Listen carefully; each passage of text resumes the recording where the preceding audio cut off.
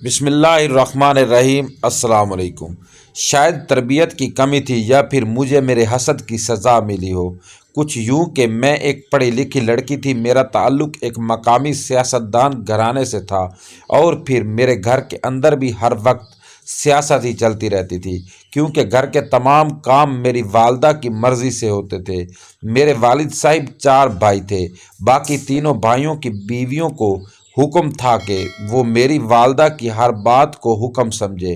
میری والدہ اپنی طاقت قائم رکھنے کے لیے وقتاً فوقتاً اپنی دیورانیوں کو ان کے شوہروں سے پٹواتی رہتی تھی، جبکہ دوسری طرف میری تینوں چاچیاں میرے والدہ کے تسلط سے آزادی کے لیے تگ و دو میں مصروف تھی۔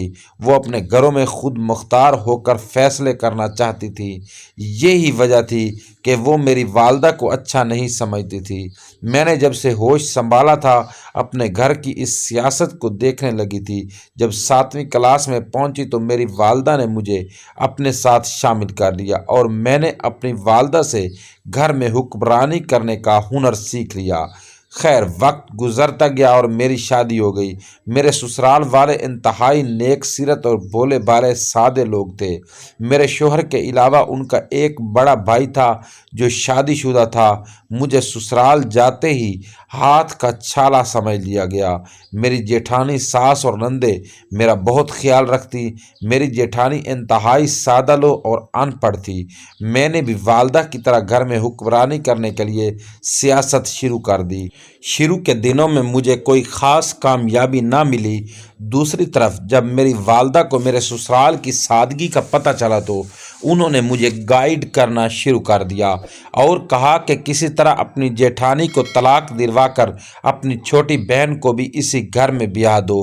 میں نے اپنی ماں کا مشورہ مان لیا اور والدہ کے مشوروں پر چلنے لگی۔ والدہ کی پشت پناہی سے مجھے پہلی کامیابی تب ملی جب میں نے اپنی جیٹھانی اور چھوٹی نند کے درمیان غلط فہمی پیدا کر کے ان کی بول چال بند کروا دی۔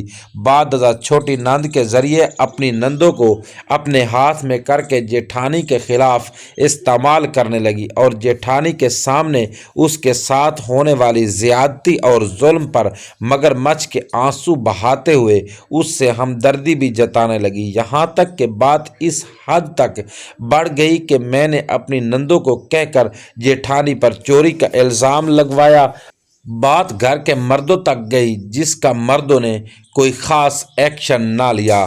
البتہ میری دیورانی کی پوزیشن مشکوک ضرور ہو گئی۔ پھر آہستہ آہستہ میں روز چھوٹی موٹی شکایات نندوں کے ذریعے ساس اور جیٹھ تک پہنچانے لگی، یہاں تک کہ ایک دن تنگ آ کر میری جیٹھانی نے میری چھوٹی نند کو تھپڑ مار دیا۔ جب یہ بات میرے جیٹھ کو پتہ چلی تو اس نے بنا تحقیق کے میری جیٹھانی کو تھپڑ مار دیا، اور یوں وقت گزرتے گزرتے گھر کے حالات خراب ہوتے گئے۔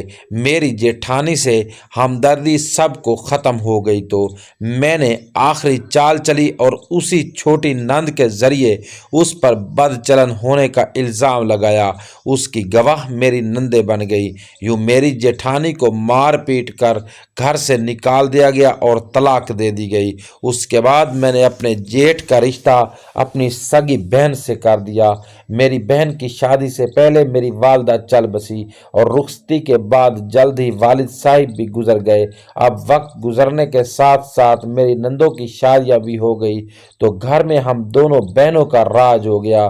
مگر اب مجھے اس بات کی فکر ہونے لگی کہ میری اولاد نہیں ہو رہی تھی۔ جو بچہ پیدا ہوتا مر جاتا، یا پھر 6 ماہ بعد حمل ضائع ہو جاتا۔ مجھے سسرال کی طرف سے دباؤ نہیں تھا، مگر میں اپنے طور پریشان تھی۔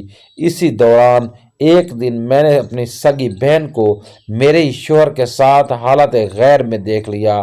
میرے شوہر اور بہن نے اپنا گناہ چھپانے کے لیے مجھے ہی بد کردار ثابت کر دیا۔ میرے شوہر نے مجھ پر الزام لگایا اور میری سگی بہن نے میرے خلاف گواہی دے دی۔ سگی بہن کی گواہی سے بڑی کیا گواہی ہو سکتی تھی۔ مجھے طلاق ہو گئی اور میں اپنے گھر آ گئی تو مجھے میرے بھائی اور بھابھی نے رکھنے سے انکار کر دیا۔ میں آج کل راولپنڈی کے ایک دارالامان میں رہ رہی ہوں اور اپنے گناہ کے مکافات سے گزر رہی ہوں۔ میں نے اپنی اس جیٹھانی کا پتہ کروایا جسے میری وجہ وجہ سے طلاق ہوئی تھی تاکہ اس سے معافی مانگ کر گناہ کا بوجھ ہلکا کر سکوں، مگر وہ نکاح کر کے اپنے شوہر کے ساتھ آسٹریلیا کے شہر سڈنی منتقل ہو گئی ہے۔ میں چاہ کر بھی اس سے رابطہ نہیں کر پائی، آج یہاں قید ہو کر موت کا انتظار کر رہی ہوں۔ دوستو، اب اگر آپ کو یہ ویڈیو اچھی لگی تو ویڈیو کو لائک ضرور کر دیں۔ اگر آپ ہمارے چینل پر نئے ہیں تو چینل کو سبسکرائب ضرور کریں۔ شکریہ۔